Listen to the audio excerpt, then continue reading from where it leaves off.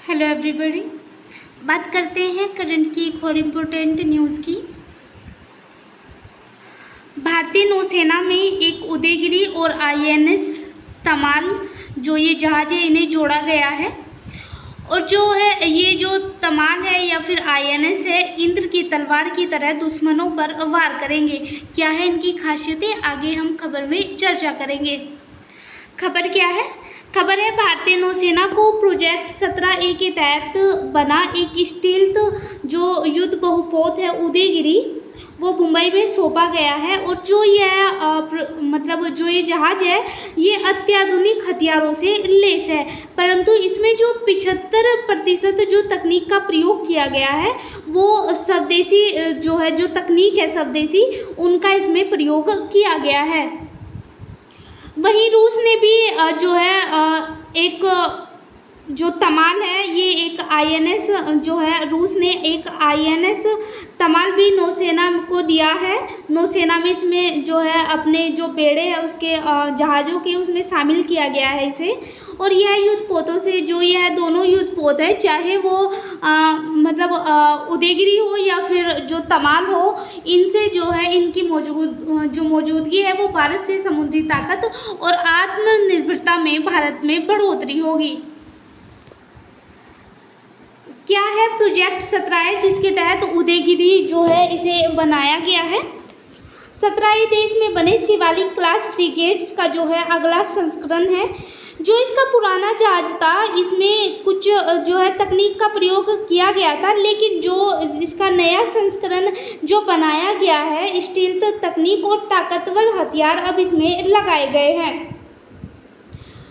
जो है इसके जो ये प्रोजेक्ट है इसके तहत 7 युद्धपोत बन रहे हैं, जिनमें से 2 जो उदयगिरी है इसको मिलाकर 2 नौसेना को मिल गए हैं, लेकिन बाकी के 2026 तक नौसेना में शामिल कर दिए जाएंगे। उदयगिरी की अगर खासियतों की बात करें तो जो है एक सुपरसोनिक मिसाइल है, जो है सुपरसोनिक मिसाइल का प्रयोग इसमें किया गया है जो सतह से सतह पर वार करने में सक्षम है। अगर इसकी जो है रेंज की बात करें तो यह बहुत तेज़ इसकी रेंज है और यह हवा में वार करने वाली मिसाइल को भी आसानी से नष्ट कर सकती है। इसमें 76 मिमी की गन और तेज फायरिंग क्लोज वाली एक वेपन सिस्टम का भी प्रयोग किया गया है। और अगर बात करें इसके तकनीकी उपकरणों की तो इसमें 75% से ज़्यादा जो इसमें उपकरण और तकनीकी प्रयोग की गई है वो स्वदेशी जो है तकनीक इसमें प्रयोग की गई है, जिससे आत्मनिर्भरता में भी बढ़ोतरी हुई है। उदयगिरी की बात करें तो उदयगिरी भारतीय नौसेना के सबसे पुराने जो है एक आईएनएस उदयगिरी का एक आधुनिक रूप है। पुराना उदयगिरी था इससे पहले, तो उसने जो है 31 साल भारतीय वायुसेना में जो है अपनी सेवा दी है, लेकिन 2007 में जो है ये रिटायर हो गया था। लेकिन अब इसका जो अगला नया संस्करण उदयगिरी जो है लॉन्च किया गया है वो बहुत ज़्यादा ताकतवर है और जो है इसमें नई जो आधुनिक तकनीकें हैं उनका प्रयोग किया गया है। और इसे जो है अगर डिज़ाइन की बात करें तो इसे वॉरशिप डिज़ाइन ब्यूरो ने जो है इसे तैयार किया है। उदयगिरी नाम की बात करें तो जो है उदयगिरी एक हमारी पर्वत श्रृंखला भी है उदयगिरी, तो उसके नाम पर इसका नाम रखा गया है और उसका अर्थ है अड़िग, यानी जो है ये अगर हम अड़िग की बात करें तो भारतीय वायुसेना के लिए जो सीमाएं हैं समुद्र की, वहाँ पर जो है दुश्मनों से लड़ने में और सीमाओं की रक्षा करने में ये बहुत ज़्यादा सक्षम और महत्वपूर्ण होगा। उदयगिरी की खासियतों की बात करें तो इसमें एंटी सरफेस, जैसे कि हमने बात की, एक गन का प्रयोग इसमें किया गया है और ब्रह्मोस जो मिसाइल्स है उससे पूरी तरह से जो है ये उदयगिरी लैस है। इसमें कॉम्पैक्ट मैनेजमेंट जो सिस्टम है उसका प्रयोग किया गया है, मल्टी फंक्शन डिजिटल से ये लैस है। और हम जानते हैं कि जो हमला दूर से किया जाता है दुश्मनों के द्वारा, जो है लंबी दूरी से जो हमले किए जाते हैं उनको भी यह ट्रैक डिटेक्टर से जो है ख़त्म करने में सक्षम है। इसके फ्रिगेट में जो है 2 हेलीकॉप्टर आसानी से जो है हम हेलीकॉप्टरों को लैंड कर सकते हैं और इन्हें रखने के लिए यानी जो है सडनली अगर कहीं मतलब दुश्मन के किसी बेड़े पर हमला करना हो या फिर जहाज अगर एकदम से हेलीकॉप्टर लॉन्च करना है तो इसके लिए इसमें हैंगर भी जो है बनाए गए हैं। 6,600 टन वजनी जो यह फ्रिगेट जो ये जहाज है इसमें 30 किलोमीटर जो अगर इसकी रफ्तार की बात करें तो 30 किलोमीटर प्रति घंटे की रफ्तार से चलने में यह सक्षम है। हम जानते हैं कि रूस ने एक तमाल जो है भारत को दिया है। तमाल ये एक जहाज है, नौसेना को जो है सौंपा है रूस ने। तो इसके तहत जो है INS तमाल की बात करें तो इसमें इस जहाज में जो है 26% जो है स्वदेशी कंपोनेंट का इसमें भी प्रयोग किया गया है। 1 जुलाई को भारतीय नौसेना को रूस ने अपने आखिरी विदेशी जो है जो युद्धपोत है INS तमाल उसे जो है भारतीय नौसेना को सौंपा है। इसमें निर्मित स्टील फ्रिगेट जो है कमीशनिंग कलिनिंग्राड में जो है जो इसकी सेरेमनी थी वो संपन्न हुई है और रशियन शिपयार्ड में जो है मतलब इस रशियन शिपयार्ड में भारतीय नौसेना के पश्चिमी कमान के जो कमांडिंग इन वाइस एडमिरल है संजय जयसिंह भी मौजूद रहे हैं। फ्रिगेट्स की सीरीज का हिस्सा है तमाल। नौसेना ने कहा है कि क्रिवाक श्रेणी के फ्रिगेट्स की 8वीं सीरीज का जो है तमाल हिस्सा है और तमाल जो तुसील श्रेणी है उसका दूसरा जहाज है जो अपने ताकतवर तेज श्रेणियों का बेहतर संस्करण है। तमाल की स्पीड की बात करें तो 30 नॉटिकल मील इसकी जो है स्पीड है और इससे एंटीशिप्स ब्रह्मोस मिसाइल आसानी से छोड़ी जा सकती है। एंटी सबमरीन वारफेयर है उसके लिए यह डिज़ाइन किया गया है। हाँ, दुश्मन के हमले से निपटने के लिए एंटी सबमरीन रॉकेट और टारपीडो जैसे जो वर्शिप है इसमें मौजूद है। जो एंटी सबमरीन वॉरफेयर है खासतौर पर उसके लिए इसे डिज़ाइन किया गया है।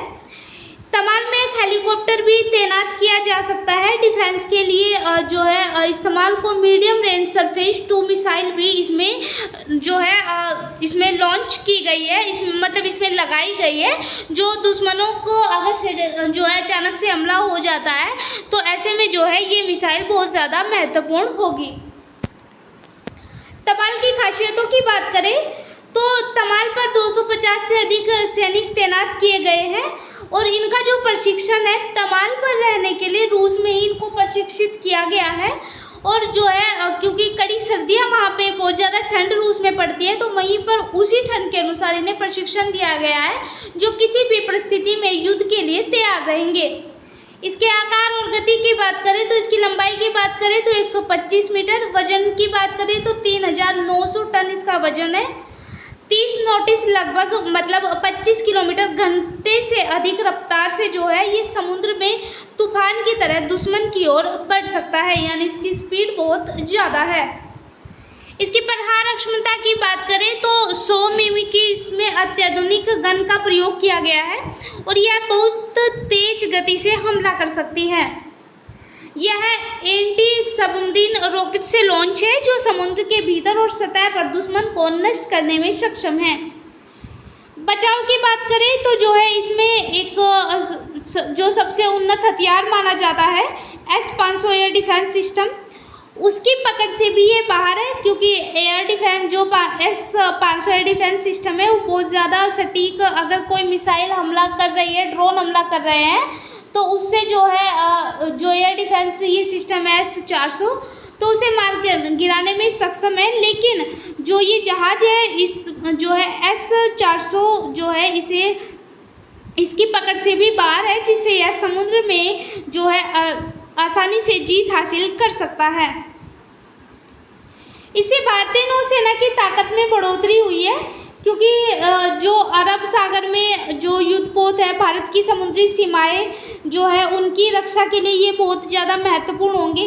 पाकिस्तान का जो कराची बंदरगाह है वहाँ पे जो रणनीतिक मौजूदगी है, इनके जो तमाल है या फिर जो ये अन्य जो INS है तो इससे जो है मतलब उदयगिरी, इन दोनों के जो है प्रभाव से वहाँ पर जो है भारत का प्रभाव बढ़ेगा, जो रक्षा अक्षमता है वो और ज़्यादा मजबूत होगी। घातक हथियार, इसमें जो घातक हथियारों का इन दोनों में प्रयोग किया गया है दुश्मनों के लिए एक बड़ा खतरा जो है साबित हो सकती है और उनकी जो रणनीतियाँ हैं उनको विफल करने में भी सक्षम होगी।